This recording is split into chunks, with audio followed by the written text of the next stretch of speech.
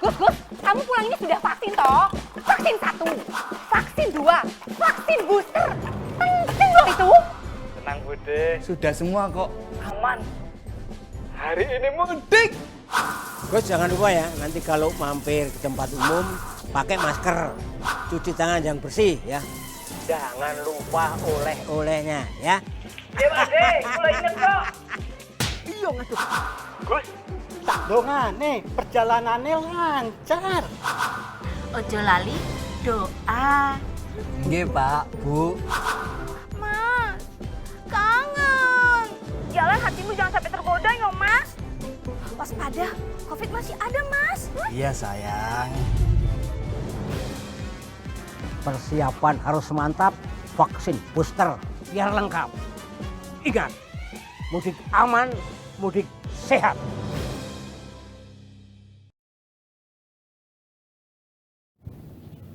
Assalamualaikum warahmatullahi wabarakatuh. Selamat sore. Hari ini saya akan menyampaikan perkembangan penanganan COVID-19 di Indonesia. Setelah 2 tahun lamanya tidak bisa bersilaturahmi langsung ke kampung halaman karena penularan COVID-19 yang masih tinggi, akhirnya pada Idul Fitri tahun ini, masyarakat Indonesia bersukacita melakukan mudik ke kampung halamannya dan berkumpul dengan orang tua dan sanak saudara. Tentunya ini adalah momentum yang penting dan menandakan bahwa Indonesia cukup tangguh dan resilient dalam menghadapi pandemi COVID-19, sehingga mampu mempertahankan kasus agar tetap rendah dan menciptakan kondisi aman COVID-19 untuk melakukan perayaan hari besar. Seiring dengan penurunan kasus COVID-19 di tingkat global, beberapa negara mulai melonggarkan pengaturan perjalanan secara berkala, tidak terkecuali Indonesia. Keputusan ini tentunya diambil dengan mengevaluasi perkembangan COVID-19 di seluruh wilayah di Indonesia, terutama pada daerah-daerah dengan tujuan mudik terbesar, yaitu Jawa Tengah, kemudian Jawa Barat, Jawa Timur, DKI Jakarta, Daerah Istimewa Yogyakarta, Lampung, Sumatera Utara, dan Sumatera Barat. Kasus positif, kasus aktif, kematian, BOR, serta positivity rate di ke-8 wilayah yang terus mengalami penurunan yang signifikan menjadi pertimbangan utama dalam pengambilan keputusan tersebut. Namun, penting untuk mengevaluasi kembali indikator-indikator perkembangan kasus COVID-19 pasca periode libur panjang. Tentunya, dengan mobilitas yang tinggi serta kemungkinan lengahnya protokol kesehatan saat kegiatan berkumpul, tetap ada potensi peningkatan penularan COVID-19 di tengah masyarakat. Pada pembelajaran libur panjang sebelumnya, dampak periode libur panjang terhadap perkembangan kasus baru dapat dilihat 2-3 minggu pasca periode tersebut. Saya akan menyampaikan perkembangan COVID-19 di minggu ini, meskipun baru 1 minggu berlalu dari periode libur panjang. Hal ini agar menjadi antisipasi bagi seluruh lapisan masyarakat dan pemerintah, agar kita dapat terus memantau perkembangan COVID-19, sehingga jika ada kenaikan sedikit saja dapat langsung diatasi. Pada 8 provinsi tujuan mudik, kasus positif, sembuh, meninggal, dan aktif, serta BOR mengalami perkembangan yang bervariasi. Kasus positif mingguan di seluruh provinsi mengalami penurunan. Penambahan kasus positif pada 7 hari terakhir tertinggi di DKI Jakarta, yaitu 519 kasus, dan penambahan terendah di Sumatera Barat sebanyak 6 kasus. Persentase kesembuhan harian di seluruh provinsi mengalami kenaikan. Per tanggal 9 Mei 2022, persentase kesembuhan di seluruh provinsi sudah lebih dari 90%. Persentase kesembuhan tertinggi yaitu DKI Jakarta sebanyak 98,7%, Jawa Barat 98,4%, dan Sumatera Utara 97,8%. Kasus kematian mingguan di seluruh provinsi 3 bulan terakhir mengalami penurunan.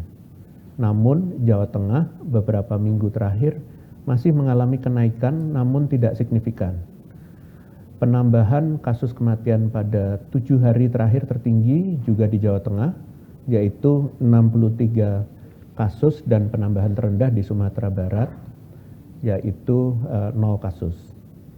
Kasus aktif mingguan di seluruh provinsi mengalami penurunan, dan per tanggal 8 Mei 2022, penambahan kasus aktif tertinggi di Jawa Barat, yaitu 1.598, dan penambahan terendah di Sumatera Barat, yaitu 92 kasus. Persentase BOR atau keterisian tempat tidur di ruang isolasi rumah sakit rujukan COVID-19 masih terbilang sangat rendah, yakni sekitar 0,35 sampai 2,71% saja. Dari ke-8 provinsi, persen BOR paling rendah ada di Lampung, yaitu 0,99%, dan paling tinggi di daerah istimewa Yogyakarta 2,71%. Selain itu, kabar baik lainnya adalah positivity rate pada tes PCR terus mengalami penurunan.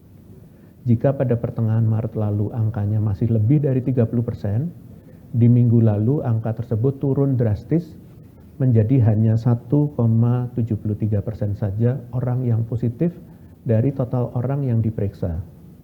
Sayangnya jumlah orang yang diperiksa mingguan jumlahnya terus mengalami penurunan. Pada pertengahan Maret lalu, hanya masih mencapai lebih dari 1 juta orang diperiksa per minggu. Namun angka ini terus menurun hingga pada minggu lalu menjadi hanya sekitar 300.000 orang saja.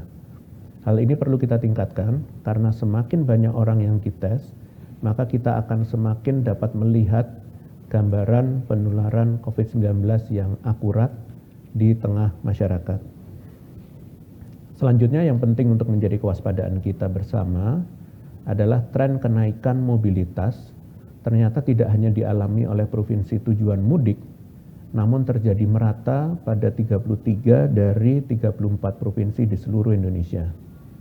Dan berdasarkan data yang disadur dari Google Mobility, per tanggal 6 Mei 2022, kenaikan mobilitas pada umumnya terjadi pada lokasi retail dan rekreasi, toko bahan makanan, taman, dan pusat transportasi umum. Sementara mobilitas pada tempat kerja dan perkantoran secara keseluruhan mengalami penurunan. Dan apabila dilihat dari masing-masing lokasi survei, kenaikan mobilitas tertinggi adalah sebagai berikut.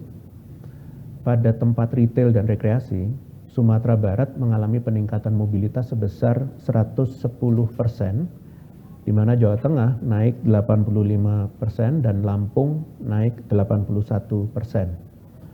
Pada toko bahan makanan, Sumatera Barat mengalami peningkatan mobilitas sebesar 153%, Lampung naik 127%, dan Jawa Tengah naik 118%. Pada taman, termasuk pantai dan ruang terbuka umum, Sumatera Barat mengalami peningkatan mobilitas sebesar 280%, dan Riau naik 225%, dan Lampung naik 219%. Serta pada pusat transportasi umum, Lampung mengalami peningkatan mobilitas sebanyak 237%, Jawa Tengah naik 127%, dan Sumatera Barat naik 71%. Satu-satunya provinsi yang justru mengalami penurunan mobilitas adalah DKI Jakarta. Penurunan ini terjadi pada 4 dari 5 lokasi survei, dan hanya pada area taman mobilitas meningkat sangat kecil, yaitu 8%. Dalam mempertahankan penurunan kasus yang saat ini sudah sangat signifikan, dan demi mencapai aktivitas masyarakat dan kehidupan yang perlahan kembali seperti saat sebelum pandemi, maka tidak bosan saya ingatkan bahwa kuncinya adalah kesadaran dan disiplin diri dari masing-masing individu untuk menjaga diri dari menular dan tertular, serta sadar untuk segera testing apabila bergejala. Berhubungan dengan kenaikan mobilitas yang merata ini, tentunya perlu menjadi kewaspadaan kita bersama sebab peningkatan mobilitas pada umumnya sering dibarengi dengan peningkatan interaksi masyarakat dan semakin tingginya risiko terbentuknya kerumunan. Oleh sebab itu, menjaga diri dari potensi tertular dan menularkan dapat dilakukan dengan sangat mudah, yaitu tetap memakai masker semaksimal mungkin saat bertemu dengan orang lain atau berada di tempat umum dan keramaian. Kemudian menerapkan PHBS atau perilaku hidup bersih dan sehat juga sudah seharusnya menjadi bagian dari kehidupan sehari-hari. Terlebih pada kehidupan pasca pandemi yang menuntut kita untuk semakin meningkatkan kesadaran akan kesehatan dan kebersihan diri. Hal penting lainnya adalah kesadaran tinggi untuk dites. Meningkatnya mobilitas dalam jumlah yang besar sama dengan meningkatkan jumlah orang yang berisiko. Untuk itu, masyarakat yang memiliki riwayat bepergian jarak jauh, mengunjungi lokasi keramaian, terlebih merasa bergejala, dimohon untuk segera dites. Tak henti saya ingatkan, jangan sampai ternyata kita tertular dan menjadi sumber penularan bagi orang di sekitar kita, terutama kelompok rentan seperti lansia, anak-anak, dan penderita komorbid. Sebagaimana yang tertera pada data COVID-19 terkini, nampak adanya penurunan tren angka kasus, perawatan di rumah sakit termasuk layanan intensif, dan kematian.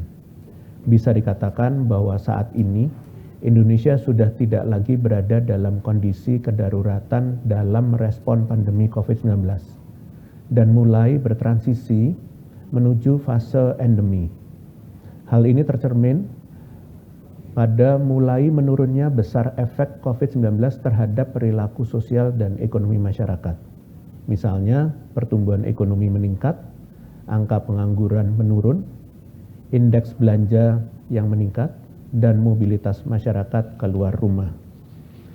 Ingat, bukan karena kondisi yang terkendali maka pengendalian COVID-19 tidak dilakukan, tetapi pengendalian beserta pengawasan akan tetap dijalankan dengan bentuk yang harus menyesuaikan dengan situasi dan kondisi terkini.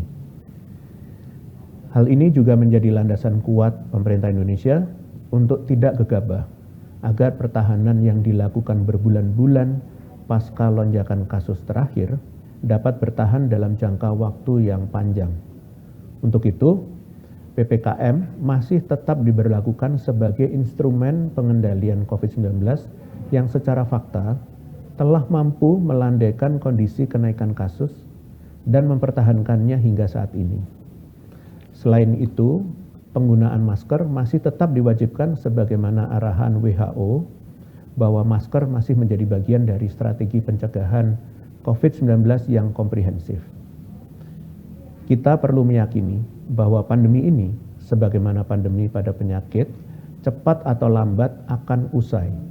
Walau begitu, masih terdapat kenaikan kasus di beberapa negara lainnya seperti Jepang dan Taiwan, serta adanya kemunculan varian baru seperti BA.4 dan BA.5 di Afrika Selatan, di mana umumnya kemunculan varian baru menjadi pemantik adanya gelombang kasus baru. Ingat bahwa penyakit COVID-19 tidak mengenal batasan wilayah untuk menginfeksi, namun bukan berarti tidak bisa diantisipasi. Dengan berkaca pada kondisi COVID-19 secara nasional dan global, maka strategi pada fase baru COVID-19 yang dapat dilakukan saat ini adalah hidup berdampingan dengan COVID-19, seperti secara bertahap mengurangi pembatasan aktivitas yang secara bersamaan mendorong terbentuknya perilaku yang lebih sehat dan aman. Kemudian melindungi lebih optimal populasi berisiko, misalnya dengan menggencarkan cakupan vaksin sesuai prioritas kelompok rentan dan menyusun strategi testing yang lebih spesifik atau targeted testing. Kemudian mempertahankan resiliensi, contohnya konsistensi melakukan surveillance dan menyusun rencana kontingensi untuk vaksinasi atau testing massal jika keadaan darurat kembali terjadi. Kemudian meningkatkan inovasi berdasarkan pembelajaran selama pandemi COVID-19. Pengelolaan ilmu pengetahuan dan teknologi kesehatan harus semakin masif untuk upaya deteksi dan pencegahan maupun pengobatan penyakit menular lainnya. Dengan implementasi upaya yang baik oleh seluruh elemen masyarakat secara global, maka gelombang baru COVID-19 tidak akan muncul kembali. Namun, jika kita tidak mampu menjalankannya, maka perlu adanya kerelaan untuk kembali menjalani pengetatan aktivitas demi keselamatan dan kesehatan bersama. Kerjasama yang kita kuatkan ini juga perlu diterapkan dalam mencegah potensi penularan penyakit menular lainnya yang akhir-akhir ini mulai tercatat mengalami kenaikan angka seperti hepatitis akut dan kemunculan penyakit mulut dan kuku pada hewan. Perlu diketahui bersama bahwa belajar dari pandemi COVID-19 dibutuhkan kerjasama pentahelix yang bersifat multinasional dalam mencegah pandemi yang berpotensi terjadi di masa depan dengan pendekatan aspek yang komprehensif, yaitu kesehatan manusia, dan aspek lain yang bersinggungan seperti kesehatan hewan dan lingkungan.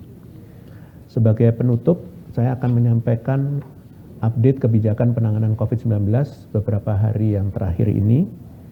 Pemerintah resmi menyampaikan kebijakan PPKM leveling akan terus berlanjut sampai dengan kondisi COVID-19 di tingkat internasional dan nasional dapat terkendali dengan baik. Dengan demikian, per 10 Mei, pemerintah kembali memperpanjang PPKM leveling dengan merilis Instruksi Mendagri nomor 24 tahun 2022 tentang PPKM di wilayah Pulau Jawa Bali dan Inmendagri nomor 25 tahun 2022 tentang PPKM di wilayah non-Jawa Bali. PPKM leveling ini akan berlaku sampai tanggal 23 Mei 2022. Kemudian berikut saya umumkan masih terdapat satu wilayah Jawa Bali yang berada di level 3, yaitu Kabupaten Pamekasan. Sedangkan untuk wilayah non-Jawa Bali masih terdapat 22 kabupaten kota yang masih berada di level 3. Saya apresiasi kepada pemerintah daerah yang berhasil menurunkan level PPKM dengan terus menyesuaikannya dengan indikator penyesuaian upaya kesehatan masyarakat dan pembatasan sosial dalam penanggulangan pandemi COVID-19 yang ditetapkan oleh Menteri Kesehatan serta ditambah dengan indikator capaian total vaksinasi daerah. Terakhir, saya ingin mengucapkan terima kasih kepada aparat TNI, Polri, pemerintah daerah, kementerian dan lembaga yang telah bersama-sama berjuang dalam rangka mensukseskan agenda mudik lebaran di tahun 2022, serta kepada masyarakat Indonesia yang senantiasa di masa mudik lebaran tahun ini tetap mematuhi aturan, khususnya aturan pelaku perjalanan yang telah ditetapkan oleh pemerintah pusat dan daerah. Perlu kita sadari bahwa kedisiplinan dan kolaborasi seluruh pihak merupakan hal yang paling utama dan menjadi kunci dalam penanganan pandemi COVID-19. Sekian konferensi pers hari ini, saya lanjutkan dengan sesi tanya jawab media. Terima kasih. Baik, terima kasih Prof. Pertanyaan pertama dari Hendro Berita1.com dan Fitri Liputan6.com. Bagaimana evaluasi perilaku masyarakat saat libur lebaran dan bagaimana disiplin prokesnya? Lalu seperti apa pergerakan masyarakat berdasarkan pantauan sistem digital? Terima kasih Prof. Terima kasih Berita1.com dan Liputan6.com. Bila dilihat dari data pemantauan protokol kesehatan di masa menjelang cuti bersama hingga Idul Fitri tanggal 24 sampai dengan 30 April dan tanggal 1 sampai dengan 7 Mei 2022, terjadi kenaikan jumlah orang dipantau dan ditegur di tempat wisata sebesar lebih dari 2 kali lipat dari sebelumnya. Angka kepatuhan selama pelaksanaan cuti bersama dari 27 provinsi terpantau, diketahui masih terdapat 49,5% masyarakat tidak patuh memakai masker pada area restoran atau kedai, sedangkan pada area pemukiman sebanyak 22,1% masyarakat yang tidak patuh. Mobilitas masyarakat keluar rumah pada saat libur lebaran tahun 2022 terjadi sebesar 48,1%, sedangkan mobilitas pada Lebaran di tahun sebelumnya yaitu sebesar 3,64%. Hal ini terjadinya peningkatan mobilitas yang cukup tinggi sebesar 44,46%. Terjadinya mobilitas yang tinggi pada saat Lebaran tahun ini memberikan dampak positif terhadap perekonomian dengan meningkatnya indeks belanja mandiri sebesar 31%.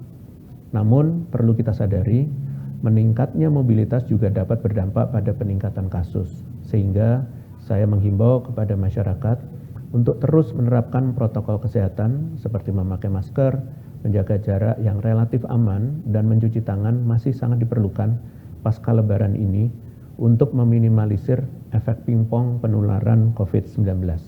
Terima kasih. Baik, Prof. Pertanyaan terakhir dari Fitri Liputan6.com. Pemerintah menganjurkan work from home selama beberapa pekan ke depan demi mengurangi resiko penularan COVID-19 pasca arus balik Lebaran. Apakah selama WFH ini masyarakat khususnya yang pulang mudik juga harus tes antigen, mengingat untuk aparatur sipil negara atau ASN yang mudik wajib tes antigen atau PCR belum masuk kerja, atau tes antigen atau PCR hanya ditujukan kepada masyarakat yang bergejala saja. Terima kasih. Terima kasih Liputan6.com. Sebagaimana yang kita ketahui bersama bahwa anjuran work from home mengikuti Surat Edaran nomor 440/2420/SC tentang penyesuaian sistem kerja aparatur sipil negara Kementerian Dalam Negeri selama masa arus balik Idul Fitri 1443 Hijriah. Kemudian kewajiban tes atau tidak masih menyesuaikan kebijakan yang ada di Surat Edaran Satgas nomor 16 tahun 2022 dan adendumnya tentang pelaku perjalanan dalam negeri. Khusus bagi ASN sesuai himbauan Menpan RB, maka bagi yang selesai melakukan mudik untuk melakukan tes sebelum masuk kerja ke wilayah kerjanya. Walaupun masyarakat umum tidak diwajibkan melakukan tes setelah mudik, namun khususnya bagi orang yang merasakan gejala mirip COVID-19, walaupun sudah di booster, sebagai bentuk kehati-hatian untuk melakukan tes secara mandiri. Baik, terima kasih. Dengan demikian konferensi pers berakhir. Terima kasih atas perhatiannya. Selamat sore. Wassalamualaikum warahmatullahi wabarakatuh.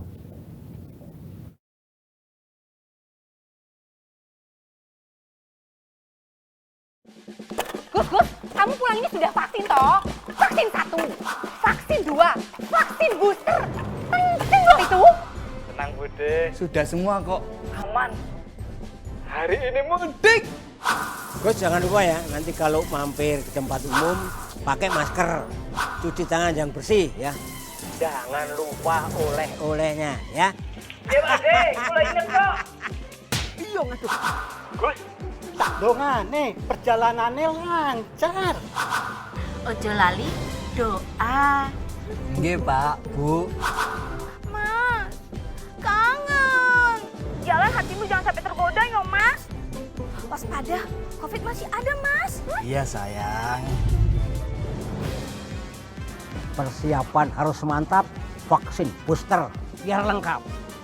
Ingat, mudik aman, mudik sehat.